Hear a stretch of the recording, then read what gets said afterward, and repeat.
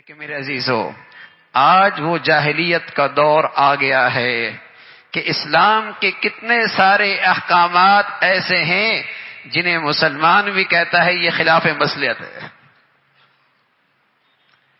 جنہیں مسلمان بھی کہتا ہے یہ خلاف مصلحت ہیں۔ ہاں میرے عزیزو، اسلام کے کسی حکم کے بارے میں یہ کہہ دیا کہ یہ حکم اسلام کا مصلحت کے خلاف ہے تو وہ بھی ایسا ہی ہوگا جیسے شیطان ہو گیا۔ اس نے بھی وہی حرکت کی جو ابلیس نے کی، یہ بھی ایسا ہی مردود ہو جائے گا جیسے ابلیس مردود ہوا۔ یہ وہ دور ہے جس کے بارے میں رسول اللہ صلی اللہ علیہ وسلم نے فرمایا، یصبح الرجل مؤمنا ویمسی کافرا، صبح ایمان والا شام کافر، شام ایمان والا صبح کافر، کہ اسلام کے احکامات کے بارے میں، نبی کی زندگی کے بارے میں یوں کہہ بیٹھے گا یہ خلاف مصلحت ہے، یہ میری عقل میں نہیں آتی، یہ خلاف عقل ہے، یہ خلاف عقل ہے۔ رسول اللہ صلی اللہ علیہ وسلم جس دور میں آئے اور ایمان کی، اسلام کی روشنی انسانیت کو دی، اپنی تعلیمات کی روشنی سے، قرآن کے نور سے جس سے انسانیت کو ہدایت ملی، جاہلیت کا وہ تاریک دور کیا تھا؟ اس جاہلیت کے تاریک دور میں چند نمایاں چیزیں تھیں، نمایاں چیزیں، ان میں ایک شرک تھا،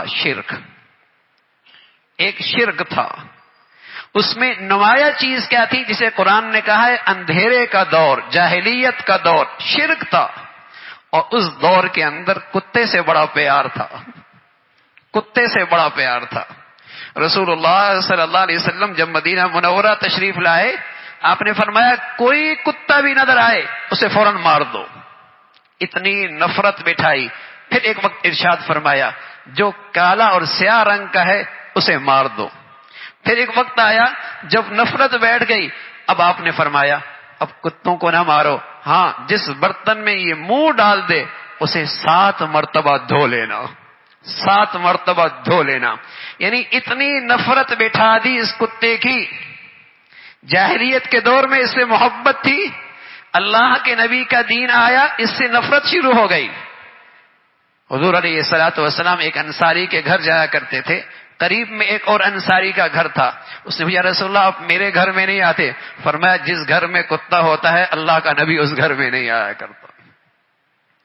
شرک تھا، کتے سے پیار تھا، تصویر، مجسمے، اس سے اپنے گھروں کو سجایا جاتا تھا۔ ذی روح، تصویر اور مجسمے، اس سے گھروں کو سجایا جاتا۔ ایک دن آپ کی پیاری بیٹی حضرت فاطمہ، جس کے پاس آپ کی ساری اولاد کی محبت جس کے لیے اکٹھی ہو گئی، بیٹیوں کا انتقال ہو گیا، بچوں کا بچپن میں انتقال ہو گیا، ایک بیٹی فاطمہ رہ گئی، اولاد کی ساری محبت فاطمہ کے لیے، فاطمہ کے لیے۔ ایک دن سفر سے تشریف لاتے تو سب سے پہلے اپنی بیٹی کے گھر تشریف لاتے، اور پیار کا اور اتنا احترام کا حال تھا، بیٹی کا ہاتھ چومتے تو بوسہ لیتے، اور بیٹی بھی اپنے ابا کا ہاتھ کا بوسہ لیتی۔ حضور علیہ الصلوۃ والسلام کے گھر میں بیٹی فاطمہ آتی تو حضور کھڑے ہو جاتے، اپنی بیٹی کا اس انداز سے استقبال کرتے۔ سفر سے کہیں واپس آتے تو سیدھا بیٹی کے گھر آتے۔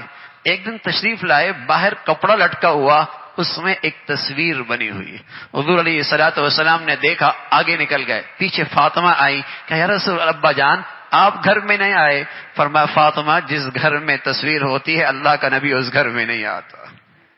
جاہلیت کا دور بتا رہا ہوں جس میں نمایاں علامات، وہاں شرک ہوا کرتا تھا، وہاں مجسمے اور تصویروں سے گھروں کو سجایا جاتا تھا، وہاں سود خور، سود کھایا جاتا تھا، سود کھایا جاتا تھا، وہاں بچیوں کو زندہ درگور کر دیا جاتا تھا، وہاں وَلَا تَبَرَّجْنَ تَبَرُّجَ الْجَاهِلِيَّةِ الْأُولَى، وہاں عورتیں باہر یوں نکلا کرتی تھیں، سر پہ دوپٹہ ہوتا اور اس کے دونوں طرف پیچھے پشت پہ ڈال دیا کرتی تھی، سینہ کھول کے نکلا کرتی تھی۔ قرآن ہے، 22واں پارہ ہے، جاہلیت کی تصویر ہے، جسے اللہ کے نبی نے اپنے نور سے منور کیا تھا اسلام کی روشنی سے.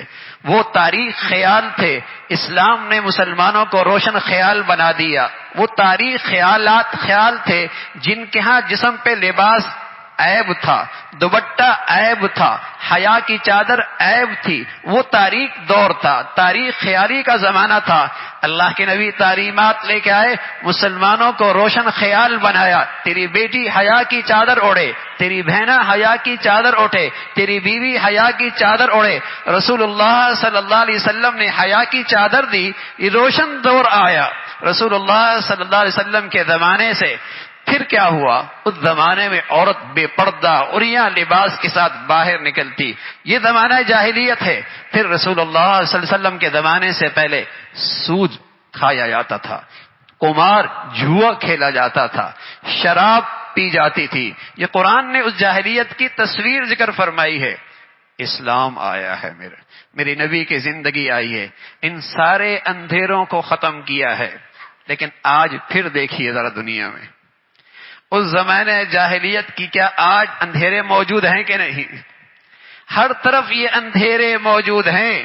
اور رسول اللہ صلی اللہ علیہ وسلم نے فرمایا یہ اندھیرے اس لحاظ سے خطرناک ہیں کہ یہ فتنے اس انداز سے خطرناک ہیں کہ ان کے الفاظ بدل جائیں گے، ان کے اصطلاحات بدل جائیں گے، انہیں خوبصورت انداز میں پیش کیا جائے گا اور نتیجہ یہ نکلے گا کہ مسلمان صبح کافر ہوگا، شام مسلمان ہوگا، شام مسلمان ہوگا، صبح کافر ہو جائے گا. ایمان یوں چلا جائے گا.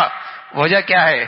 مسلمان بھی کہے گا یہ احکامات خلاف مصلحت ہیں، یہ احکامات خلاف مصلحت ہیں، یہ اس زمانے کے احکامات ان پر عمل کرنا ممکن نہیں، یہ میرے عقل میں نہیں آتی.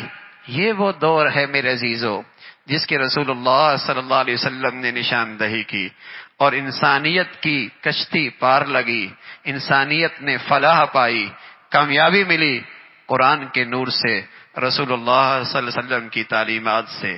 میرے عزیزو آج بھی ہمارے مسائل کا حل اسوہ رسول میں موجود ہے، نبی کی زندگی میں موجود ہے.